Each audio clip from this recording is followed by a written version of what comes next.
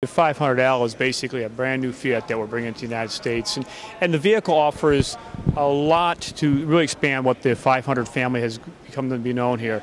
Obviously the fun and efficiency of 500, but what the L really brings is a lot more space, more visibility, more utility, and it does that and still keeps the fun of what Fiat is. So when somebody looks at it, they might say you're going after the mini market. Well, I mean, people will compare to what market you're going to be in. What we're trying to provide here is, if you look at what the market is, I mean, the Mini Countryman has found a niche here in the United States. It provides a level of utility and function.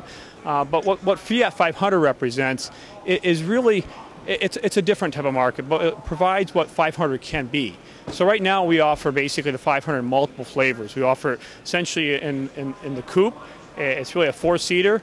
But predominantly it's a vehicle that people use for a variety of city and needs. What the 500L offers is essentially by making it a 5-passenger vehicle with really the not only the comfort of the second row that it offers, but it's really almost like a D or E size vehicle on the inside. I mean, the vehicle has over 40% more interior space than the 500. So for those customers that in essence were, like the 500, like the Italian styling, but didn't really want it because it was too small, this provides a perfect solution for them.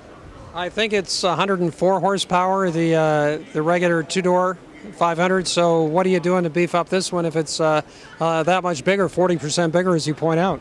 Well, that was actually a good point. We had a choice. I mean, we could have basically made a base 1.4-liter engine and had a little bit less horsepower. But what we want to do, because we wanted to offer basically the carrying capacity, is offer the 1.4 turbo standard across. That's 160 horsepower. That's 180 foot-pounds of torque.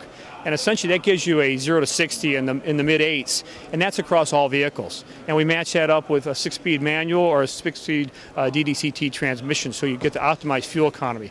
So what we didn't want to do is sacrifice the feeling of fun and performance of what the 500 offers, so we went right away with a turbo 1.4 across the board. Made in Serbia, launched in Europe 4 months ago. When does it launch in the U.S., and do you have pricing yet? We do not have pricing yet. That'll be announced shortly. Right now we're in the final productionization modes in Europe right now with the vehicle. It'll be brought to the United States somewhere about the mid part of 2013 calendar year. And we're obviously in the final validation of the vehicle and getting it ready for the U.S. customers. I know Sergio Marchionne has some pretty lofty volume goals for Fiat that maybe hasn't been reached, but what are you expecting out of this new model? As you probably know, I can't give you volume estimates, but what I can tell you is this allows us to reach into a whole group of customers that right now the Fiat does not get to in the United States. So we have obvious expectations for the vehicle to expand the brand, but I can't give you absolute numbers. Are there many variants of the 500L?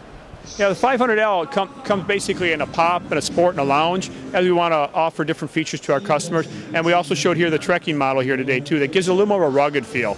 So we want to offer 4 different price classes for the U.S. customer.